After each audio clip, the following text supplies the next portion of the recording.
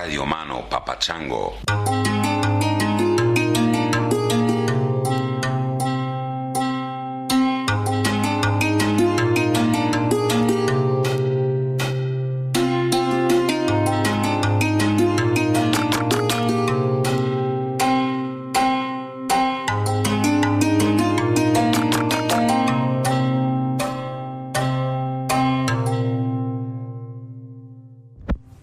Hey Chris, this is Josh.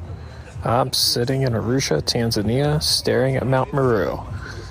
I just spent a week with the Hadzabe hunter-gatherer tribe around Lake Eyasi, and then did an incredible safari in Ngorongoro Crater. I can thank you roundaboutly.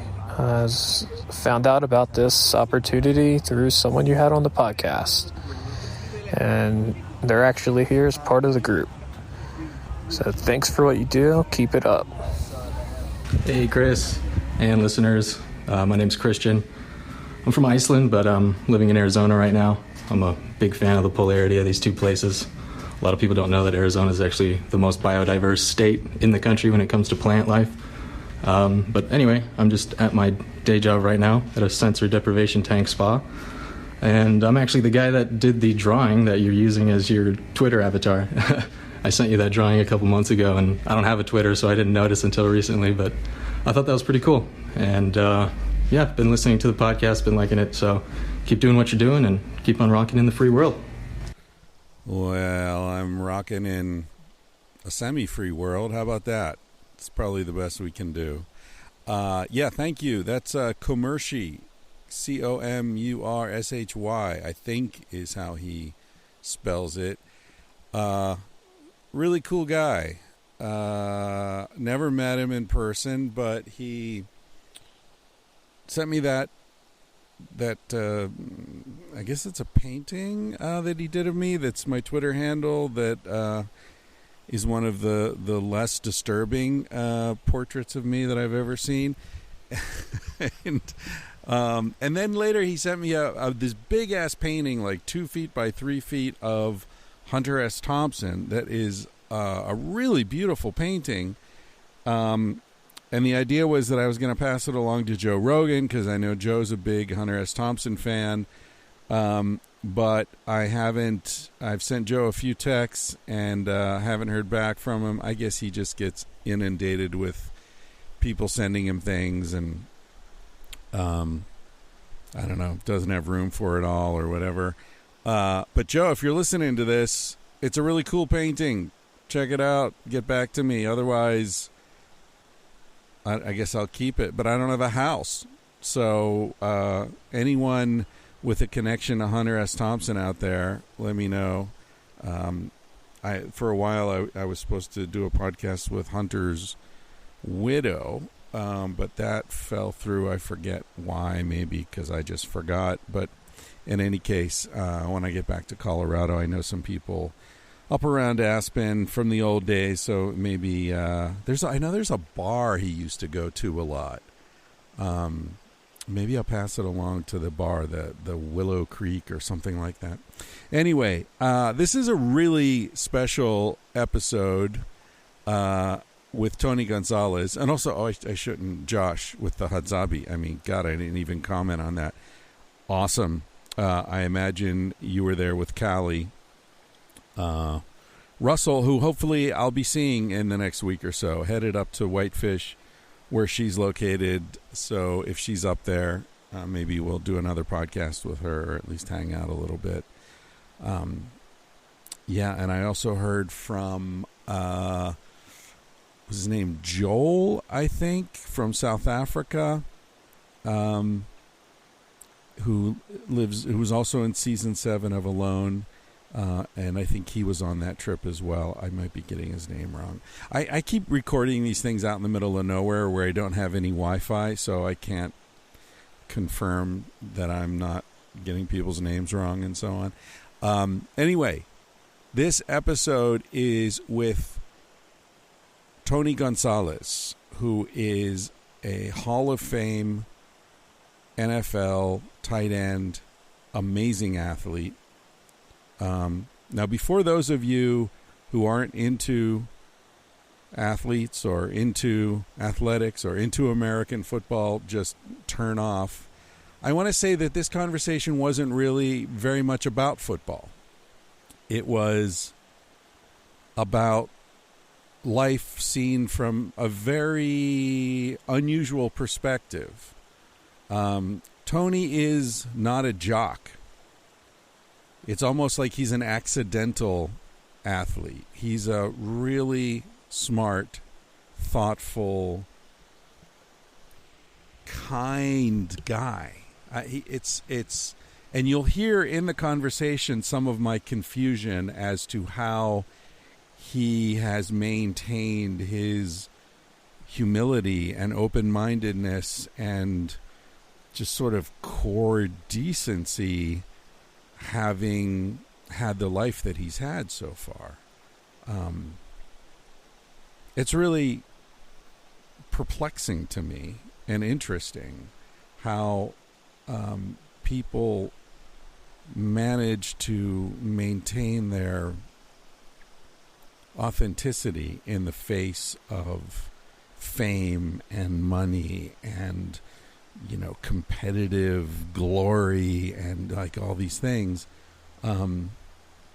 It's just fascinating, and I find it really admirable when people are able to just keep their shit together under extraordinary circumstances, whether those circumstances are, you know, war or poverty or wealth or fame. I mean, it's all I don't know if it was Sapolsky or somebody made a big point of the fact that stress is stress. Your body experiences it as stress.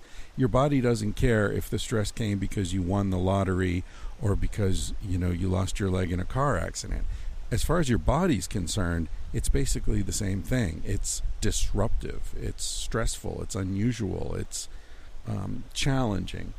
And so I want to thank Dan Pardee for putting us in touch. Dr. Dan Pardee was doing some work that led him into Tony's world. I don't remember exactly what it was. He's a neuroscientist, I believe. And I guess Sex at Dawn came up, and Dan mentioned that he knew me, and Tony mentioned that he'd like to meet me, and we got in touch, and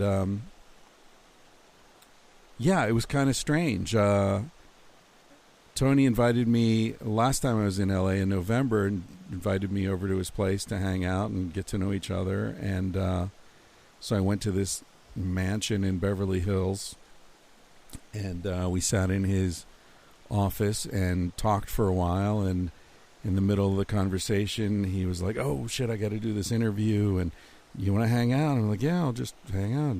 So he went over to his computer, logged on, talked to some production people, and did like a 10-minute spot on some sports show while I sat there and looked at a large format book about Muhammad Ali, and then that was over, and he came back and we just kept chatting. And there was an interesting moment where I said to him, kind of apologetically, I know about football. I grew up watching football, but I basically missed your entire career because I was out of the country, and I kind of lost interest in American football when I was in Spain. I was much more into soccer.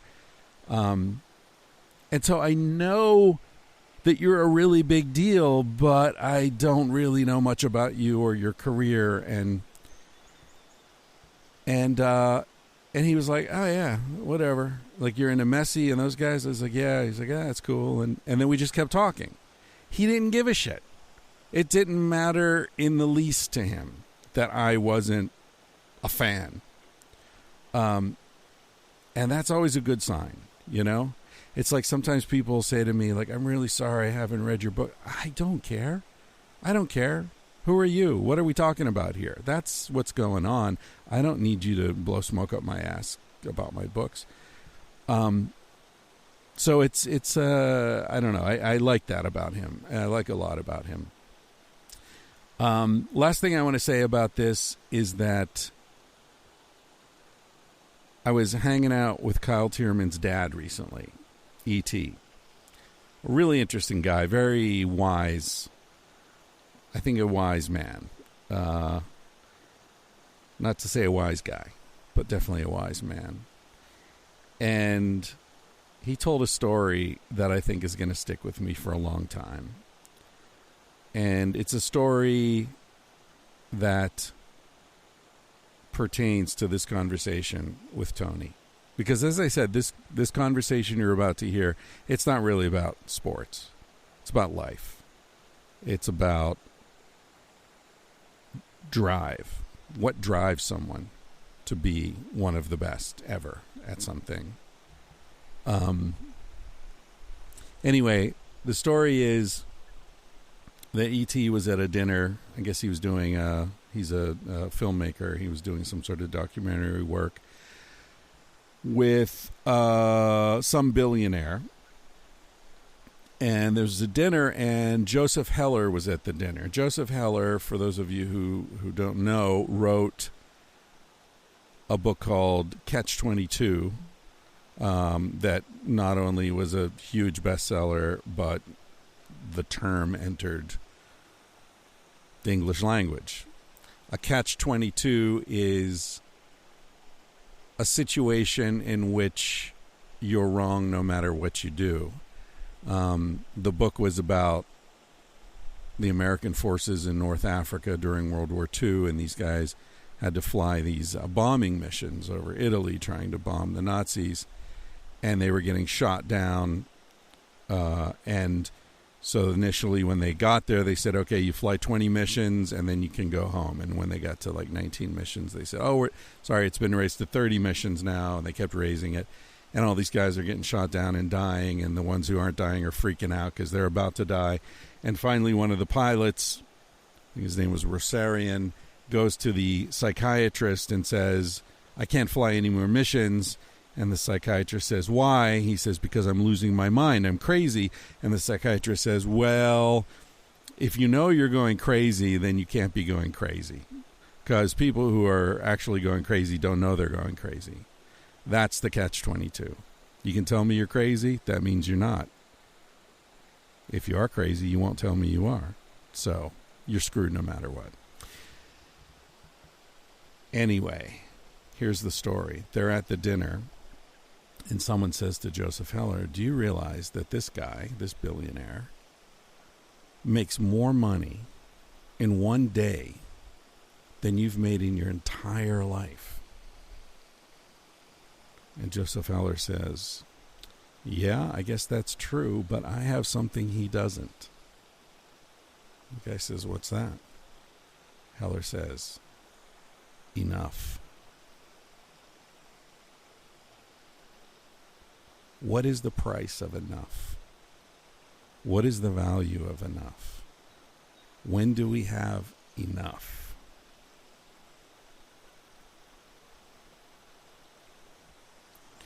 All right. Along those lines, I'm going to play a song very much with that theme. It's called Star People, and it's by George Michael. It's one of my favorite songs. Someday I'll do a podcast, I hope, if I get around to it, a themed podcast, Aroma, about featuring songs where the artist talks about the challenges of fame, the drive that makes people want that attention, the insatiable hungers. A lot of stuff Tony and I talked about in this conversation. George Michael, another wise man, had some very, very significant insights on what it is that make people do the things that he was doing and do them so fucking well. Thank you, as always, for your attention, your support of the podcast, however that manifests. If you use my Amazon affiliate link or you make donations to the podcast through my website, tangentiallyspeaking.com. I appreciate it all. Tell your friends, write a review on iTunes or whatever podcast app you're using. I appreciate it.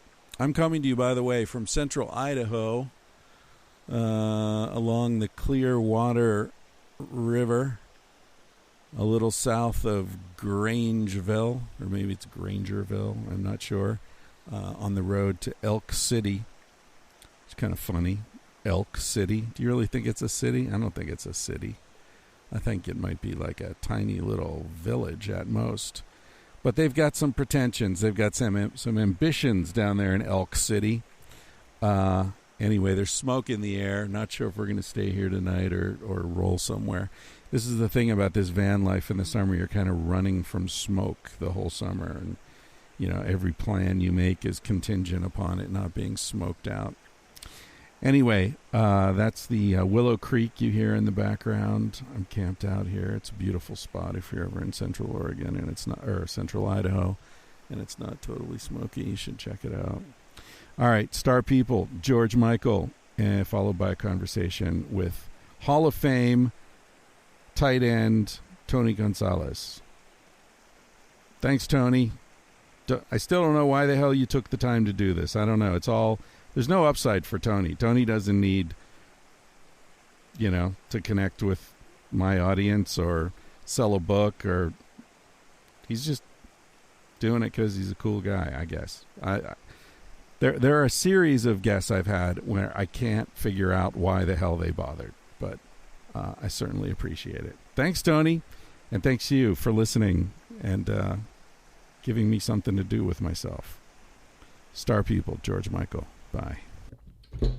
All right, I'm in the kitchen of Tony Gonzalez. Yeah. You want something to eat? I'll make you something. You got some bagels on the table. My first question for you is, why are you doing this? Doing what? This. Why did you agree to give up an hour of your Friday morning for some guy you hardly know with a podcast?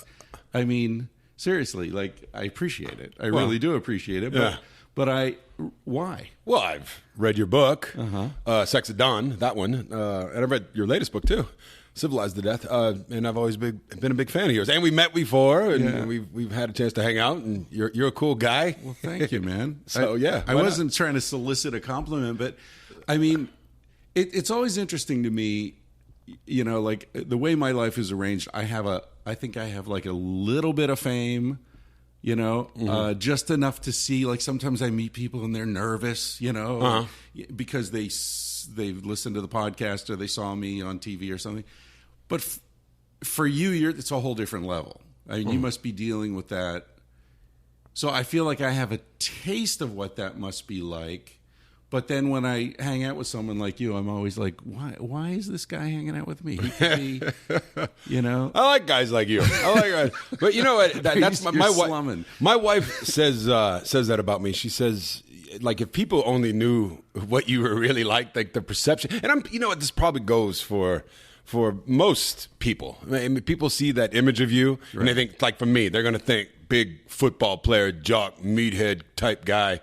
But the stuff that I'm interested in is I don't like your book. I want to hear a different version. I love to have my beliefs challenged, so that's why I love to read books. And the book, I really don't read fiction. I like nonfiction, and I like books that are going to open my mind and challenge my thoughts of what I thought.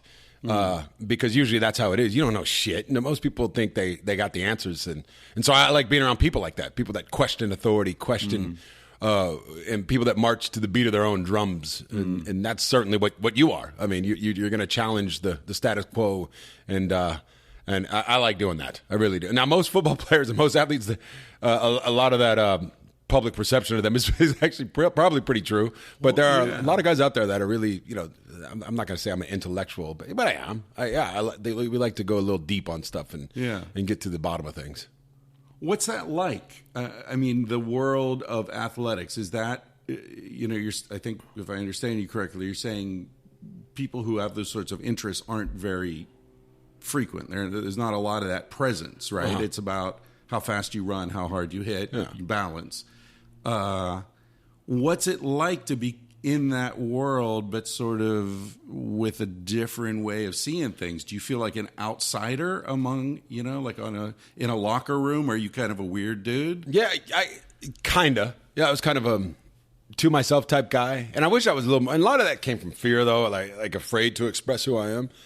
But yeah, everybody, it's all cliquey in a locker room, especially in a football locker room. There's like, 50, 60 of us in that locker room. It's not like a basketball team, which I played too. You're a lot closer as a basketball team. But on a football team, it's just like a high school, like a public high school. There's guys with no manners. There's guys with manners. There's guys that are into books. There's guys that are into just the music. The guys in there just going out and having a good time, drinking and picking up girls. And you have that whole assortment of guys. And I guess I fell into that kind of nerdish type thing. And also, too, I've been thinking about this. This is actually funny you brought this up lately about who I am as a person. Like my culture, like ethnicity. How about that? Not culture. I'm part black. I'm part white. I have obviously a Latino heritage as well. And people look at me as an outsider no matter what. No matter what room I walk into, I'm going to be an outsider. That's all there is to it. Right. White people are going to look at me like he's not white, and black people are going to look at me, he's not black. Or he's got a little bit, but he's not black. And Latinos are going to look at me and be like, oh, he's not Latino. And I've always, and I realize how that's kind of taken a toll on me, because then you try to blend in everywhere you go. And so I've been kind of really questioning myself on that lately. Am I really as free as I could be? I don't know if that's changing the subject a little bit. But yeah, and I wish I would have done more of that instead of trying to be something that I wasn't. Right. Not that I was being a complete fraud or something like that, but you try to play into whatever group you're around. And for me, I'm getting to the point now, 45 years old, where I just don't give a shit anymore. I don't care. Like, you go, you're going to accept me or not. You think I'm... Because it's kind of a big deal. My last name Gonzalez, and people always have expectations of you. But now you got to get to the point of, the proverbial middle fingers up. With all due respect, middle fingers up, and I'm going to be myself. Right. Yeah. Yeah, man, if you don't get to that point in life, you're doing something wrong. Yeah. I mean, you get enough. I mean, last time I was talking to Rogan, we were talking about fuck you money. And like people who get so much money and they still never get to the point where they're free. Yeah. Like, what's the point of money if it doesn't buy you freedom? Right. Yeah. But I see so many people that they're pursuing money because they think it translates into freedom, but then as they get further down that path, they actually get less free. Yeah. Right? Because now they're worried about what their rich friends think of them. Yeah. And is my yacht as big as this other guy's yacht? And, can I go to Saint-Tropez? Or, it just moves you into a different world of conformity with even more pressure. Yeah. Potentially. Yeah. Yeah. I read an essay, not a book, recently, Self-Reliance by Ralph Waldo Emerson. Yeah. And, it blew me away. It blew me away. Yeah. I was like, this is, maybe because this is the point, I always believe books hit you, the real impactful books hit you because you were at that point in life where you were most ready to receive it. And I think a really good friend of mine gave me that book. Good friends of mine gave me that book about a month ago, and it's just like kind of changed my whole world. And basically, it's all about be authentic, be honest. People aren't gonna like you. It's okay. And I've always been in that camp of trying to get everybody to like me. Yeah, I always wanted to be like, hey, I'm cool. And I know I am cool. I can accept it, but you would hold back some of your opinions sometime, or hold back some of what you want to say. And that book kind of is open. I recommend it. Get the translated version. It's $5.99 on Amazon. It's done really, really well for me lately. Yeah. I read that book in college about the same time I first took mushrooms. Yeah, I think the two of them combined. Perfect. Turbocharged. It explains everything about you now. It does, man. It does because Emerson was one of the transcendentalists, right? Yeah. Which was sort of what I focused on in college, because they were kind of like Buddhists in a weird way. Like most of them, Walt Whitman, Henry David Thoreau, who wrote. Have you read Walden? I'm getting into Thoreau now. This is all the philosophy. I've always read all these spiritual books, Deepak Chopra and Wayne Dyer, and which are great books. At that point in my life, it was very good, like getting into your heart and compare, like the Untethered Soul, all that stuff. But now I'm really getting into the philosophical side, like you said, those guys, and and Friedrich Nietzsche, Nietzsche, whatever people say it. But really getting into that shit too. And I'm like, this is combined with the spiritualism, with the maybe it's kind of like Stoicism, like Marcus Aurelius, right? Combining all that stuff and then throwing it all away too. I'm at that point in my life. I want to throw all that shit away and say, all right, Tony, it's time for you. It's time. You got a brain and you got a soul too, and those men and women have nothing on you. Yeah, I mean, they're just a person. Yeah. Come to your own beliefs now. Just stop feeding into what everybody else is thinking. That's beautiful. I mean, people go through these phases at different times in their lives. I just had lunch yesterday with a friend of mine who, awesome dude, really interesting guy. He was a fashion model, and then he was an actor, and got famous young. And then he sort of looked back when he was maybe, I don't know, 38 or so. He looked back at his life and he's like, damn, I just wasted about 20 years. I had a good time, right? Yeah. And he was partying with, all these famous people and beautiful people and all that. But he was like, I'm too smart for this. I want to grow up now. I want to think. Yeah. So he started reaching out to people, and he reached out to me. He had read one of my books, and we became friends. And he sort of looked at his career, and he said, you know what, I don't want to be in dumb movies anymore. I don't want to be doing the stuff I've been doing. Yeah. So he bought a place out in Joshua Tree in the desert. And he's like, look, if I'm close enough to LA, if I get a call, whatever, I can take it. Yeah. But I want to live in the desert. I want to think. I want to read. I want to look into myself. So then he gets a call. He's in a movie. The movie's nominated for Best Picture at Cannes. He's flying to Cannes. So his whole thing was like, when he let go, then it all came to him. Yep. I think that's like an essential rule of the universe. Yeah. Like you chase a woman, she'll run away. Yeah. You don't chase her, she'll come. You don't want the job, they'll offer it to you. Yeah. It's like there's some kind of strange. Isn't that weird? Like the backwards law. Yeah. Is what it's called. Yeah. At least that's what I've read. But I've seen in my life, with my career, going back to my second year in the league, where I came in and I was big shit, just like we all do, because we're so talented at the collegiate level, in high school and collegiate level. The ones who make it to the pros, standouts in college, yeah, because you for the most part, it's genetics. Like you're just, I'm 6'5", and I run pretty fast, and I jump pretty damn high, and I'm strong and all that shit. So if I put in a relative good amount of work, not a great amount of work, I'll probably go far. I can get to the pros, but then when you get there, you realize that you're not special anymore. That's the professional ranks of anything. Right. I don't care what it is. So now you have to go to a different level, and it's not physical anymore. And so that's when kind of this whole world of spirituality and all that stuff started opening up, because I got cracked open because I got my ass kicked. And then going in after my second year, when I got benched twice, led the NFL in drop passes. Dropped 16 balls that year. Really? Oh yeah, I was getting written up in the paper as a bust, and it's never happened to me. I've been good. Like, I was good. It's funny because when I looked you up, I think after the first time we met, it was all about how you never drop passes.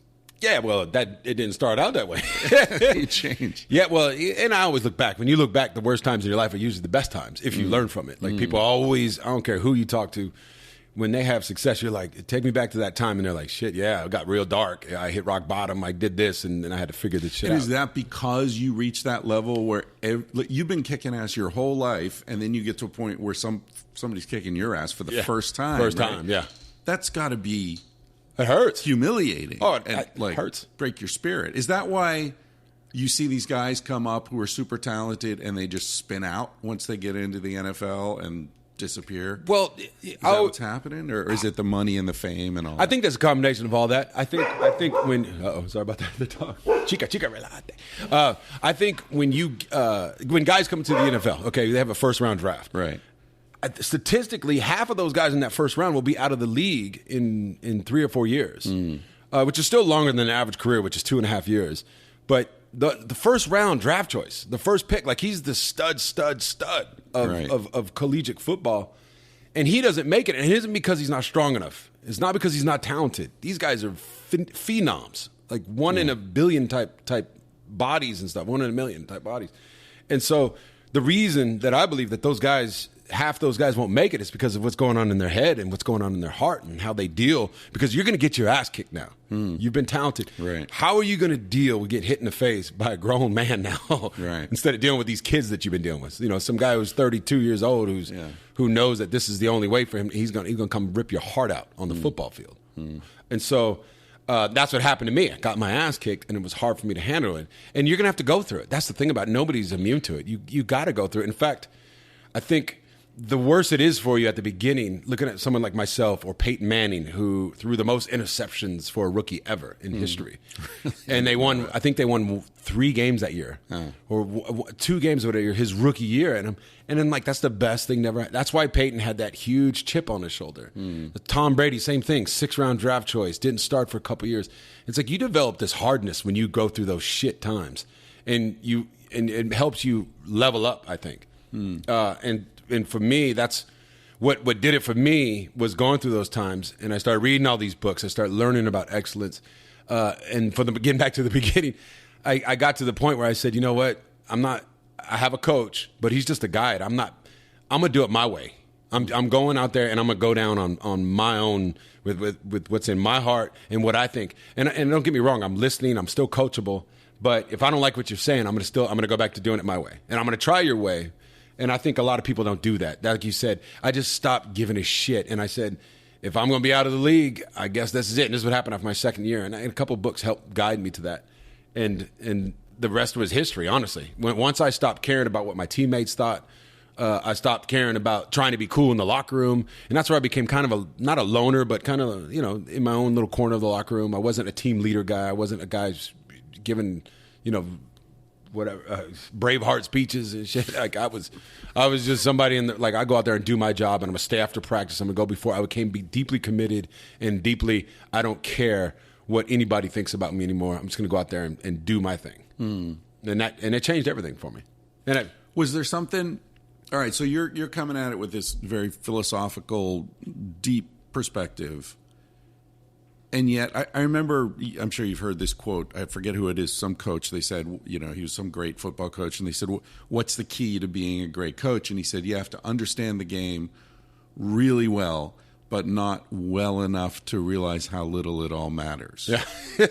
Right? I love that. A guy like you coming at it with this deep, multifaceted perspective, do you ever run up against the idea of but really it's just a bunch of dudes running around on a field chasing a ball? Like, I'm not defending my family. I'm not, fighting a fire. I'm not saving a life. I'm just, running around banging into dudes. Do you ever face that futility? Or I never really questioned that because it meant that to me, though. I know it's not a big deal to other people, but it's a big deal to me. And it's important for me. Why? Where's that importance come from? Because I want it to be excellent. I want to be good, and I want to see how good I can be. That's probably the better answer. I have my biggest fear in life. Period. Is when you find something that you love, which is hard to do sometimes. But when you do find it, and then not realizing your fullest potential for it. I can't handle going to bed thinking, shit, I didn't do enough. And so maybe that's a little curse sometime, and I'm hard on myself a little time, and I'm learning how to relax on that. But I'll do whatever it takes to see how good I can be at it. It's like acting now. I'm acting now. And that's hard as shit to do. People think it's so easy, but it's really hard if you want to be really, really good at it. And for me, so I'll do all the acting classes twice a week. I was doing all that. I read every book out, reading all the acting type, different styles. And for me, it gets a little confusing sometimes because then it got in my head a little bit with it. And then I started booking nothing. Yeah. And then, like you said with your friend just a couple minutes ago, I actually quit. Because I was acting, I was getting parts when I wasn't going to acting class and reading about it. And then then about 6 months ago, right before COVID, I said, I'm done with this shit. Like I had literally auditioned for about over 50 auditions going to and getting told, no, you're not good enough. And so this is equivalent to going into the NFL. Going to the NFL, like knocked on your ass. You're doing something new. Getting and devastating. For me, it's important. I care. And so like after certain auditions, I'm walking out of there. Upstairs, I got tears in my eye. I'm crying. Because I embarrassed myself so bad too. And you can see the looks on their faces too. They're like, yeah, that was good. And you're like, no, you can see on their face, they can't even lie. Like, I know I suck. They're bad actors. Yeah, you're a bad actor. And so I quit and I stopped going to class. And then a friend of mine came to me who I know, and he said, hey, I got a part for you. And I'm like, I'm not really doing that anymore. And he goes, well, I think it'd be great for you. You should try it. And so I said, screw it. And so I did it. And this is the first time I just said, I don't give a damn. Yeah. Like I'm probably not going to get it anyway. Right. And of course I get the part now. Once I stop caring, and once I quit and said I'm quitting, I'm done, and then it shows up for you. And I think that's a deep philosophy in life. You need to really go through life saying, I just don't. I'm on my own agenda. I'm blazing my own trail. I'm not trying to be like somebody else. Right. Yeah, I interviewed a dude a while ago, Edward Singerland, I think his name was. He wrote a book about Wu Wei, which is a Taoist concept of trying not to try. Mm-hmm. It's all about this. It's about like taking it seriously and putting effort into it and focusing, but loosely. Yeah. You know? I always think of this, and I've told this story before on the podcast, but it's to me, it's one of those things that happened in life that was, I'll never forget it. I was with a friend where we were out in the middle of nowhere on this stream, and we altered consciousness a bit, and we saw a frog in the stream, little frog, one of those little like super fit frogs, not a fat lazy toad, right? Mm-hmm. And my buddy decided he wanted to catch it. So he goes over, and I had a flashlight, one of those flashlights you can focus the beam so you can really see. And he gets up behind it, and he sort of, and it jumps out of the way. And I could focus on it going underwater and see where it came up. So then he went over and tried to get it again. And he's like, fuck this, you do it, man. See if you can catch it. And I'm kind of like, I don't have much athletic ability, but I'm fast hands. I've always been good at, quick hand speed. So I go up, and I'm just about to grab this frog, and then I thought, man, I'm going to hurt this frog. If I really go for it, I might just crush it in my hand, and it's a delicate little thing. I don't want to hurt this frog. So I just gently put my hand in front of the frog, and it stepped up onto my hand. Yeah. And it was like, oh, this is a metaphor for everything. Yeah, it is. Don't try to grab it. Just make yourself available, and it comes to you. Yeah. Wu Wei, yeah. And that's part of that don't give a shit. I don't even know. It's you're giving a shit and not giving a shit at the same time, yes, right? And it gets lost on a lot of people. There's probably people out there going, what are you talking about? But it's balance. It's an art. Yeah. It's a Buddhist. It's the archery. Right, where exactly. you have to literally don't try to hit the target. Don't try. I was with my uncle last night, and my uncle is like the coolest dude I've ever known with women. He's so relaxed. He's not particularly good looking. He's not, whatever. He doesn't have a lot of the sort of conventional attributes that you would think. But his thing with women is, and he was talking about how he was trying to explain to a young guy, he sees a woman that he's interested in. He doesn't like look at her and think about what to do and he just walks over to her, holds out his hand, says, "Hi, I'm Dan. You look like someone I'd like to know," and just let it go. And his thing is like, I'm openly saying I'd like to meet you, but I'm also not really worried about it. Yeah. Right? Like if you say, well, my husband's, this is my husband, like, oh, good to meet you too, right? Or like I got no agenda really. Yeah. So it's like interest but relaxation at the same time. Yeah. And you look at, I have friends, really successful friends. It's like you said, you always got that one friend who's not the best looking guy. He's not the best shape, but he's like always with these beautiful girls. Yeah. And he's the guy who walks in the room like he owns the place. Yeah. Shoot, I think you can go. It can get you elected. I think Trump. Yeah. Say whatever you want about Trump. Good point. It's where people. He is charismatic, and I think that's what charisma is. I think charisma is saying I just don't give a shit. And maybe it goes back to Self-Reliance with Ralph Waldo Emerson, where he's so authentic to himself. He doesn't remind you of anybody else. Right. And people respond to that, and people aren't going to like you. And that's what in the essay it was like. Yeah, you're going to turn off a lot of people, but the people that do like you are really going to like you because you're going to strike a chord in them. That authenticity, that honesty is going to. And by the way, he could be lying in Trump's case, but people are going to respond to complete, open, verbal, and people negatively and positive. So you have to be ready for that. Right. But that's the only place that you'll achieve, quote unquote, greatness. I mean, the guy came a freaking president doing that. Yeah. How do you deal with? I mean, your own situation. You know, you're a Fox News analyst. Sports, not news. Oh, not news. Sports. We're Fox Sports. Yeah, different division.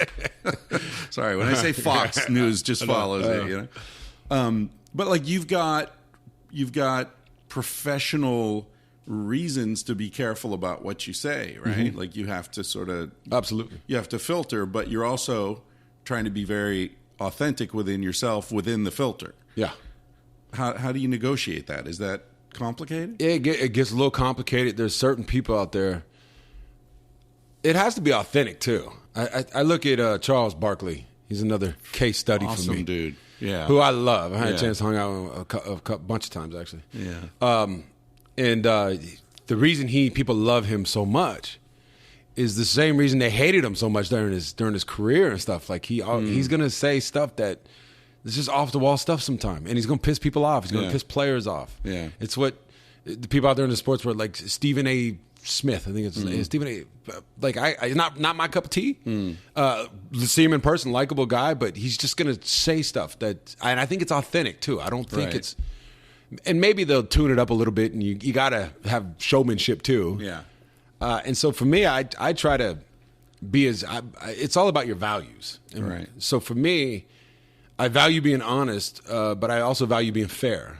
And so I can say something about somebody, a player or whatever, because I've been through it before, and I'm not going to just rip a guy to shreds for what he's doing on the field, and I'll do it in a fair way, I guess. Right. Because I always want to be fair, and I know there's two sides to everything on a football field, and probably that's life. And when you see a guy, if you're asked your opinion of some rookie who's having a bad time, I'm sure you remember what you were going through, Yeah. So, I mean, having a bad time could be the first step toward a great career. Yeah. And I'll embrace it. And I'm like, he'll learn from that. And you have to learn how a lot of guys come in when they make the transition from football to television. You get some guys come in there just ready to argue at everything. And I've learned that from Fox, like with Howie Long and Terry Bradshaw and Michael Strahan, and Jimmy Johnson. They're the best. And the reason they're I think it's 73% higher rating than the next pregame show. Really? That they dominate is because they're so honest and free. They like each other, so the chemistry's there. But their opinions, they don't come in there and just bash the hell out. For the most part, Terry might do it every once in a while. Yeah. But for the most part, they're really fair. Where they'll call a guy out without trying to embarrass. It's not coming from a place of meanness, right? And like I gotcha. And a lot of guys come to the league, when they make that transition, they want to do television. I got you because that gets headlines. But I think that's so cheap. I think that's so easy. And you're there for a little bit, but then no one's ever really going to respect you because people will get a sense that's I don't know. It's not very authentic to me. Put it that way. Yeah. I mean, I know like Terry Bradshaw's been in some scrape ups with the Steelers and Roethlisberger and all that, but. What I've always loved about Terry Bradshaw, and I grew up watching him. I lived in Pittsburgh when I was a kid, and it was in the 70s and the Steel Curtain and all that shit, right? Like his enthusiasm. Like he doesn't filter his love for the game and his love of life, I would say. And I feel like Charles Barkley's sort of similar. Yeah. He's like, forget football. Those would just be really fun dudes to hang out with because they're having a blast. And they are. Yeah. They're a lot of fun. Yeah. And same thing with like Michael Strahan. People are like, what is he? Why he's on GMA, he's on all this stuff. And he's become a really good friend of mine. And guys like that are just, they're also fun to hang out with. I've met a couple of these famous actors and you see them outside of they're charismatic. They're fun. It's like, and it shows up on film. Yeah. I don't think you can hide that. Like if you're being as an actor too, that was another thing that I was such a shitty actor before, is because I wasn't authentic. was trying to be something instead of becoming. You were acting. And I was acting. Yeah. Like they call it acting, but and I've read this too. It's not just my original thought. They're like, it shouldn't be called acting. It should be called being. Just go there and be that part.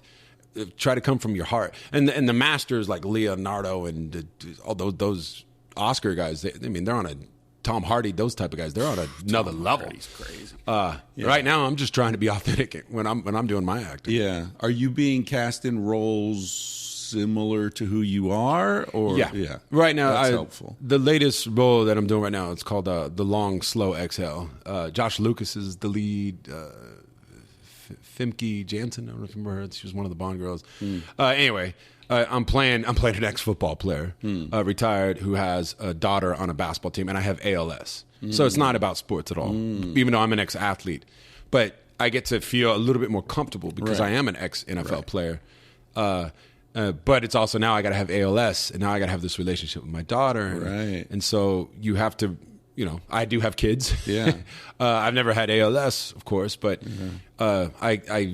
you have to tell my daughter this, and she doesn't know and stuff like that. So you have to really tap into where that's happened to you before and be authentic in it, like really feel it. And that makes it more fun too. Like when I played sports, it's more fun to do that. It's more fun to let go and stop caring. It's so much weight and judgment, self-judgment when you're trying to be something you're not. Is it the same kind of zone, the acting and the athletics, where you just sort of forget yourself and just do it, just be it? Without a doubt. Yeah. Absolutely. It's like that on the football field. It's like that when I do my pregame show.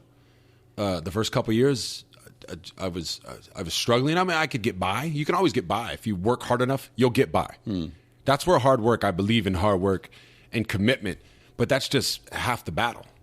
You can't have one without the other. If you want to go to greatness now, if you want to go to that, like Michael Jordan or that Kobe level like that, they're completely free in the moment, completely being themselves. They're not worried about.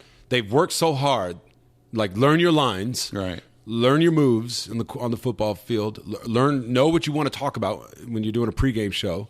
So you've put that work in, but then when you get out there, it's time to let go and just be yourself and be as honest as you could be without thinking about anything. So that's what's really helped me in my acting, because I didn't make that.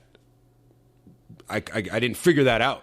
I was like, damn, you know what? It's just like football. Like when I got on a football field, if the route calls for me to go 12 yards and go to the corner, I was so good at a certain point, like stop worrying about, okay, well, I'm going to dip my head inside, and then when I get him, I'm going to come out. You can't think like that. Right. You got to be absolutely submerged in the moment and authentic and honest and go out there and just let her rip.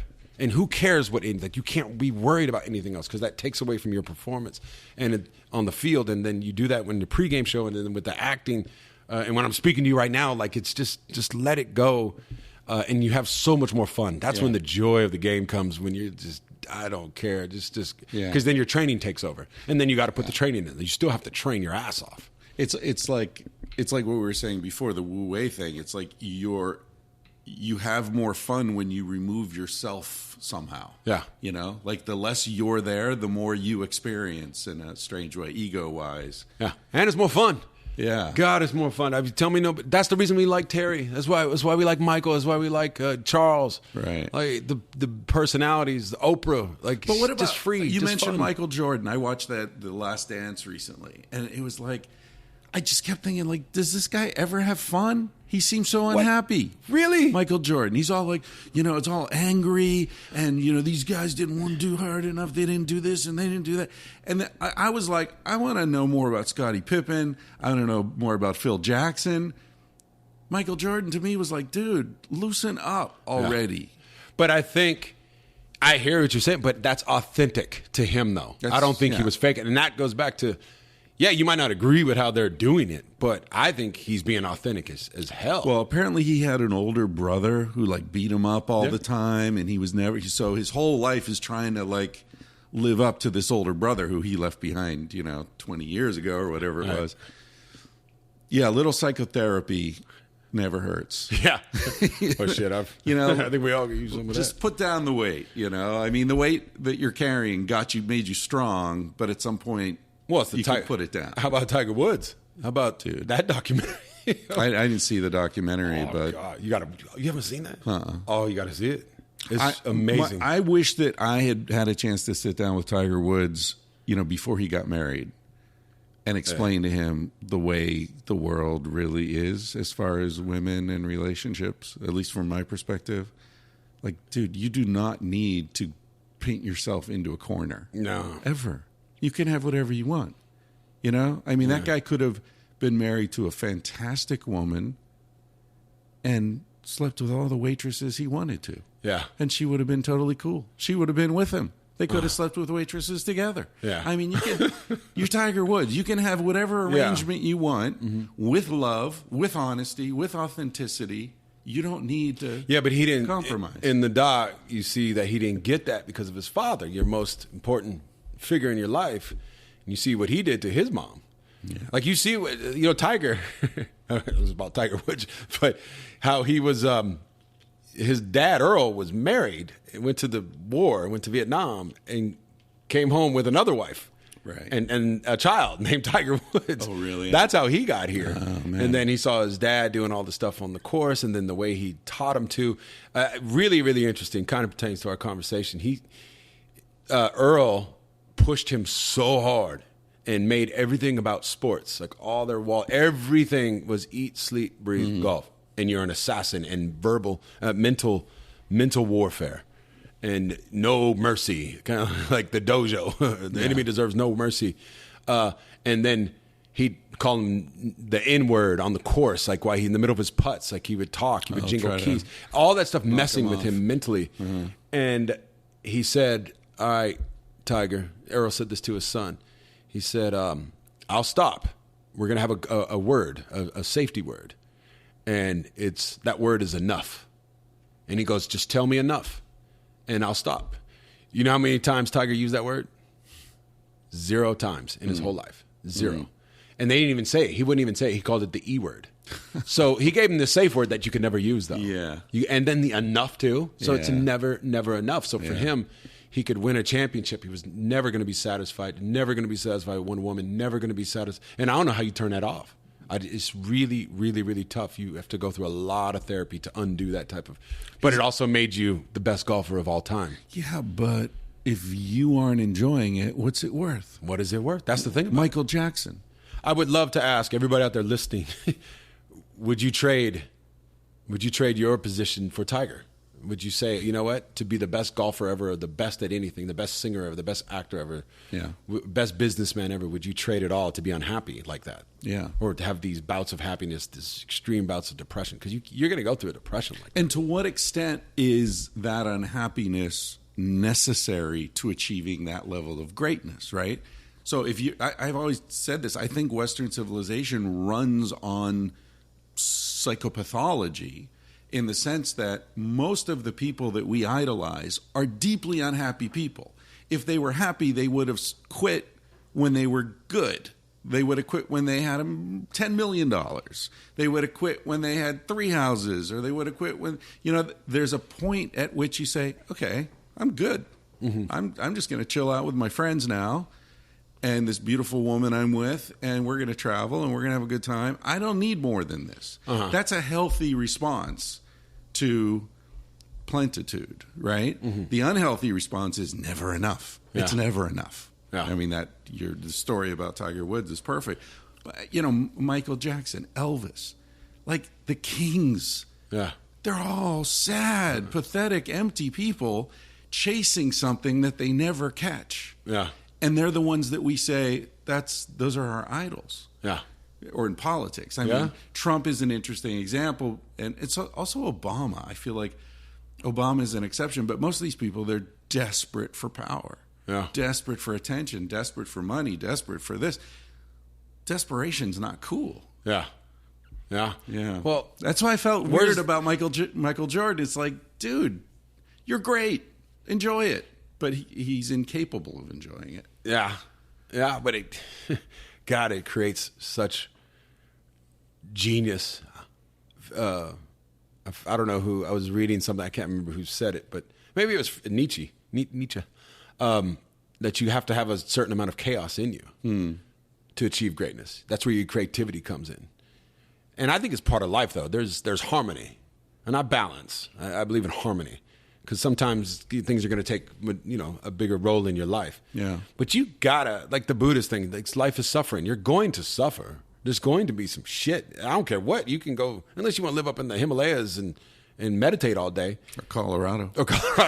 And not come out. But if you're going to be like majority of people in the mainstream of things, you're going to run into some problems. You got to understand. But my thing is, like, pick your shit. Pick your poison. Like, I want to run into the problem of act. Like, I chose to be an actor. And so at least I'm choosing that. I'm choosing my embarrassment, where I'm going to get it from, and my hardships. Yeah. Where, if like I'm doing this role right now, when it comes out, this is kind of my first really kind of, it's not a major role, but I'm a big, I'm a big part of a series now, and I've had, it's a recurring role. It's a TV show. Yeah, it's a TV show. Oh, okay. It's a TV show. Right. And so I'm putting myself out there now. Like, people can look at that, and now they're going to write it up, and now some people are going to like it, and some people aren't going to like it. Yeah. And but at least I chose that shit. It's a good role, though. I mean, what you said about it, the ALS is a really interesting thing, too, because that's all about losing your body. Yeah. And as an athlete, you're all about your body, right? You're super tuned into your body, and then to have that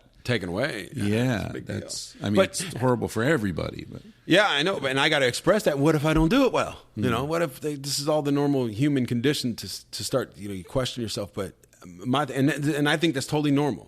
And you try to move past that. But I believe that's good, though. To me, I mean, that's part of life. It's inescapable. If you want to go after being great, like, you're going to have to go through the fire. Yeah. And usually you got to go through the fire a long time. Like comedians, what do they say? 10 years. You gotta bomb, 10 years before you become okay. Yeah. Humiliation. Total public humiliation. Oh, yeah. Could you? I had Blake Griffin, the basketball player. He's doing comedian. He wants to be a comedian. Oh, really? Yeah, he's done it. He's done a couple sets. Yeah. I was shocked by this, because I'm like, why would you do that? To me, that's. But he does. He's like, hey, I love it. I have a buddy who's a big wave surfer, Kyle Tierman. Shout out to Kyle Tierman. He's a good dude. If you ever want surfing lessons, he loves teaching people. Anyway, he surfs Mavericks, 30, 40, 50-foot waves. Yeah. Crazy. And he goes all around the world. He's sponsored by Patagonia, and so he's got an app, and it's like, there's a 50-foot wave coming in, and Cabo Verde, and they'll put him on a plane and send him out there. Anyway, he decided he wanted to do stand-up. And I said to him at one point, like, you seem calm up there. But, like, he's kind of socially awkward in most situations. But on stage, he seems calm. And he was like, yeah, man, like, I'm only calm under extreme pressure. Like, when I'm on a massive wave, I calm down. Yeah. But, like, sitting at a table in a cafe talking to two people makes me nervous. Yeah. Yeah. So I wonder if there's something like that with you guys too. Like, you get used to Blake Griffin, like, gets used to being under all this pressure, and that's where he relaxes. So now you're looking for it in acting. He's looking for it in stand up. Shit, I'm looking for it in my life now, probably. My wife, and that's hard. It makes you hard to live with too. I know I'm hard to live with. Like, why? You went to our other house in Beverly Hills, and we had this like nice space, and I go to my wife, I'm like, hey, I think I want to move. She's like, what are you talking about? We just built this house. And I'm like, well, I don't know, maybe let's go try Austin. Let's get out of here. Let's go to Texas. You need more stimulation. Yeah, and I've always grown up, and it comes from your childhood, and I moved around 8 times by the time I left to go to college. 8 different houses, and I'm just used to those situations, like going to a new school, going to a new situation. I would get extremely bored if I'm not challenging myself. And you're right. I love what you just said right there, where maybe I need a big challenge. I do. And I'm at the point now where I don't care if I have success. I'm really not caring anymore. First of all, it's a good thing. I can say that too, because I've already had great success. Yeah. I've already done something really extraordinary with football, being a Hall of Famer and all that stuff. Damn. It's like I don't have anything else to prove. I don't have to. I'm doing it out of sheer, and that's what I have to make sure too. Yeah. Because that transition when it comes for athletes, it sucks. It's hard to go out there and try and find a new gig, try and find a new high, a new sensation, and I've done it already. I've done the sports and all that stuff, and I'm just at the point I got to choose stuff that's going to make me happy. I'm not choosing it because of money or fame. Right. I'm going to choose it because of me, and then when I do it, I'm going to throw it all away. I'm like meaning that whatever the goal is, I have my goal. I know the direction I want to go. It's like the archery, like there, but then I'm not going to try and hit the target. I'm going to let it fly. Yeah. And whatever happens, happens. And my best, most carefree time is probably a lot of people's best, most carefree. Well, also a lot of people's nightmare too. But high school for me was the best for me. And the reason it was the best for me, it wasn't because of the social, I'm not talking about socially. I'm talking about from a sports perspective. I had the best time because I never cared about my stats in high school. I didn't come from a family. Me and my brothers were the first people that played sports in our family. Like, no one even played in high school. My dad never played. My mom never played. There was no dad saying, win, excellence. I had none of that. Nobody cared. They wouldn't even come to my games that much because we weren't a sports family. There was no athletes. And then we come along. So I had no pressure from anybody to perform. And I would go out there and I wouldn't care if I had 1 or 2 catches or 10 catches. I didn't care how many points I averaged in basketball. I just wanted to win and hang out with my guys. And that's what I want to do in life. Like, I want to go out there. I want all of us to do well. Like, I was happy, genuinely happy when somebody else did well. And I can't say that in the NFL. I mean, don't get me wrong. I wasn't a jerk. But if we won a game and I had 1 catch, I was a little pissed off. I was. And I shouldn't. I love Tom Brady. I think he's a great case study for that because I really genuinely believe he does not care. And I think that's why he's had the most success out of any NFL player. He doesn't care about what? I don't think he cares about his stats. And he's shown that. This guy, people call him the GOAT. He's one of the greatest quarterbacks of all time.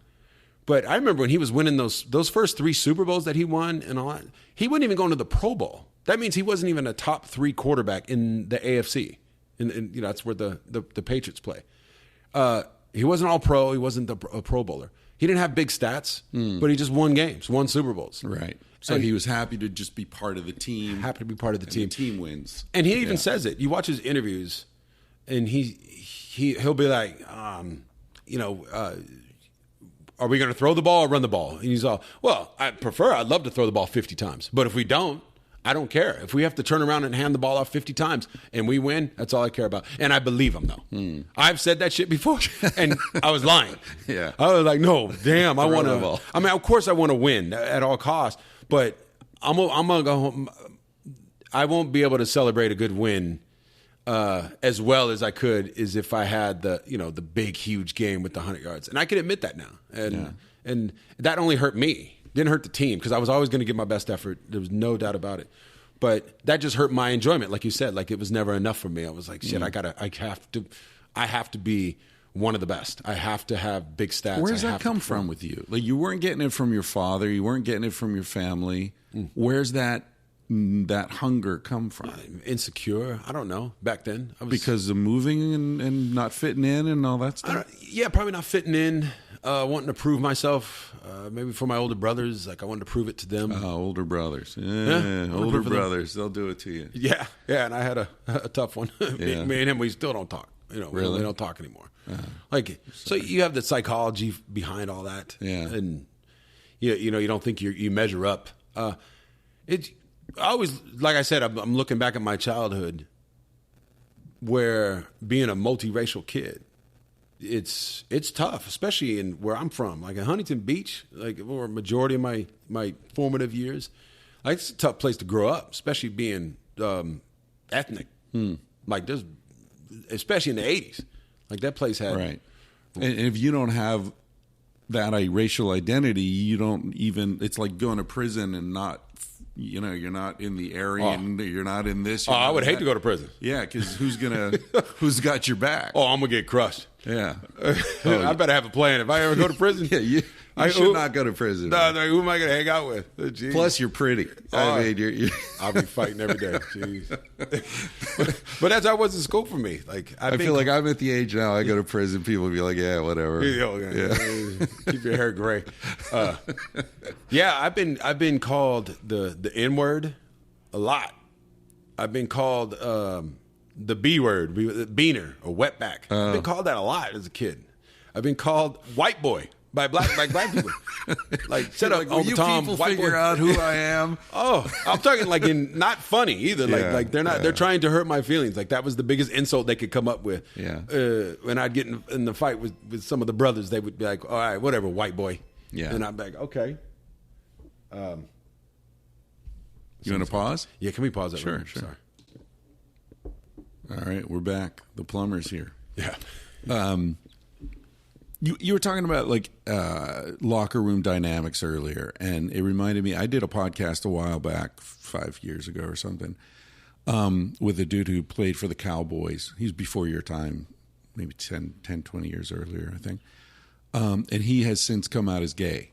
And it made me, I wish I had known at the time, because I didn't even ask him about that kind of situation. Like, did you know anyone in the league who was gay or suspect? I mean, yeah. What would that have been like? Because I remember a dude was drafted, I don't know, who was openly gay. And then I didn't hear more about his career. He didn't make it. He didn't make it.